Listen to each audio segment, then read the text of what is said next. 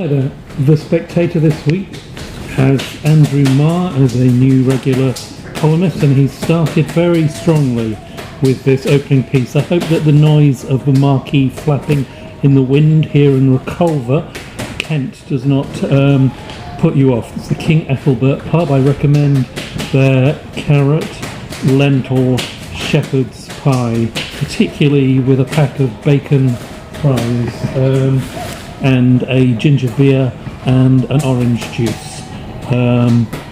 It comes with peas and gravy, and it's just so much healthier to have a hearty lentil. They're Puy lentils, a lentil dish, than all these processed versions of meat dishes. So up the pulses.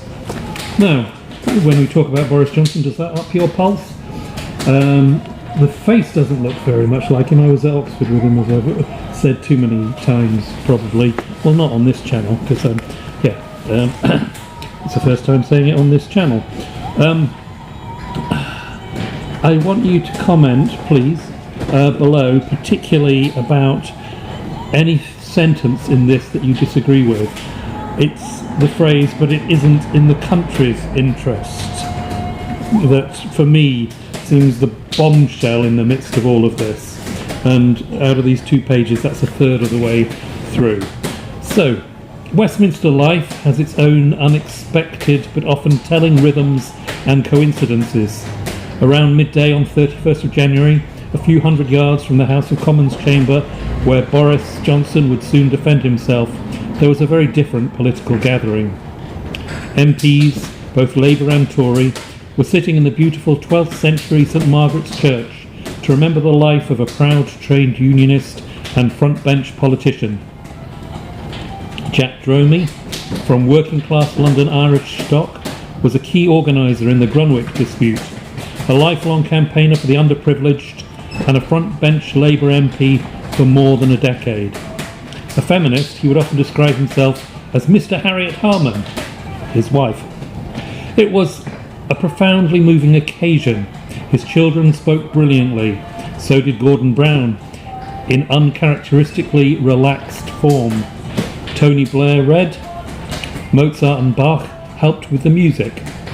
Sitting not far apart, the leader of the Commons, Jacob Rees-Mogg, and the leader of the Labour Party, Keir Starmer, sat and reflected. There was plenty to reflect on. This service was a celebration of Jack, but also of all those who go into politics from all sides for the very best reasons. It was a reminder, to put it simply, that politics can be a noble profession. This is where I should be flashing my credentials and my picture of me outside 10 Downing Street, but I haven't got that ready. But on that day of bright winter sunlight, there was an unavoidable shadow hanging close by, for there are other kinds of politics. The Sue Gray report had landed in Downing Street. Boris Johnson was shortly to stand in the House to tell the country, "I get it, and I will fix it." Fixing it, however, so far seems likely to mean sacking little-known civil servants and giving himself more power through a new Prime Minister's office. Starmer, in his best parliamentary performance I have seen so far, accused the Prime Minister of taking the public for fools and tore into his dishonesty.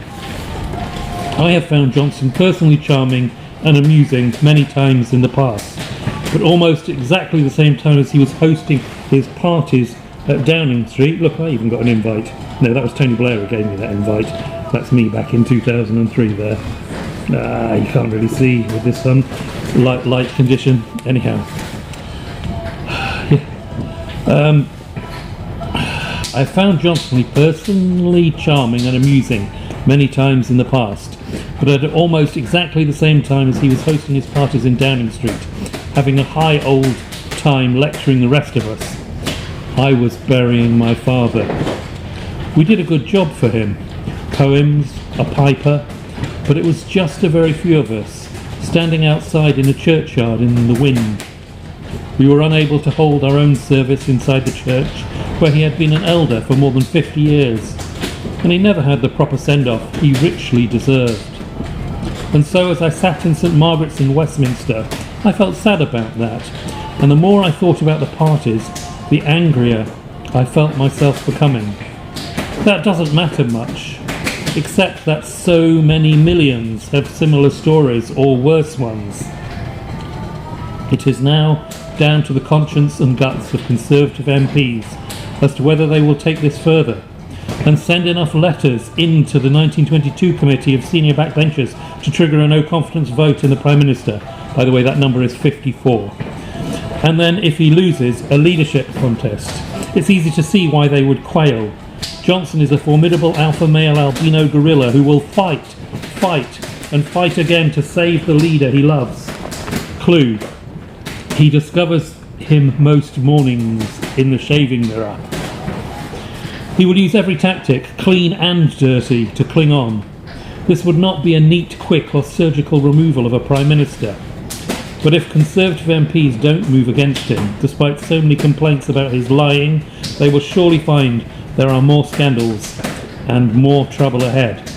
It will never be glad, confident morning again. There are plenty of decent Conservatives out there who know this. If they don't get together and move, then they will sully their party for a long time to come. That is in the Labour Party's interests, but it isn't in the country's. So it isn't in the country's interests? Now, is that saying that Labour is definitely not in the best country's interests, or is it saying what I'll be saying in the Myth of the Heartless Tory, that we need a balance? That we need, although I don't believe that it's always good to do things from a point of view of polarisation. We need to get beyond polarisation in politics. I do think that there is some sense in having the counter view presented, but it needs to be presented with kindness, in a spirit of inquiry, in an atmosphere that gets creative thinking done. The energies that I talk about and will write about properly in the book Vagabond Custodians, after the Myth of the Heartless Tory and before Learning How Not to Be a Cult, which is my fourth book, my first being back in 2003 and available on restorativjustice.pbworks.com for free. There's a PDF you can download there, 40 RJ cases.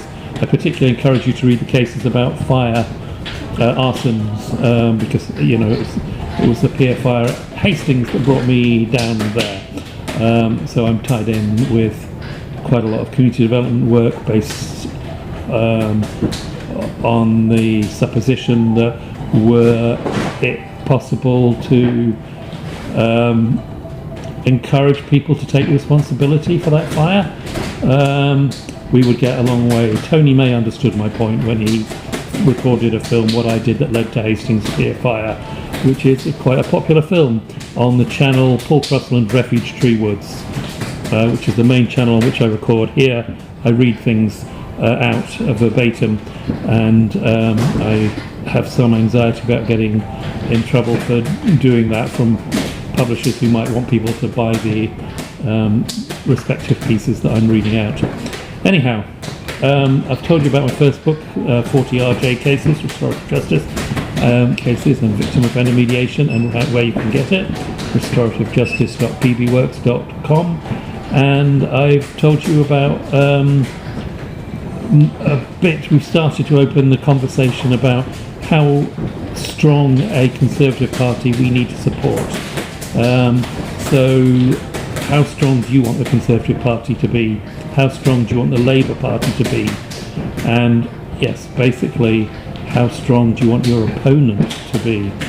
How much scrutiny do you want your ideas to have? Are you a demagogue?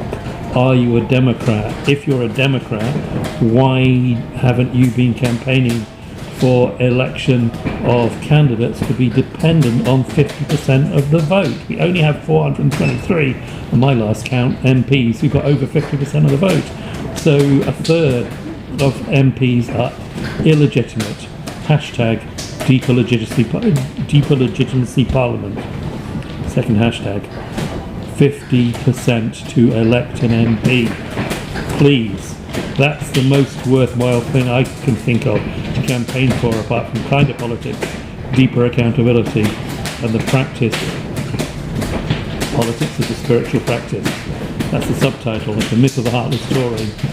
For details as to how to order Myth of the Heartless Tory out in 2022, but please pre-order early, then it's additionalinfo.blogspot.com. Thank you.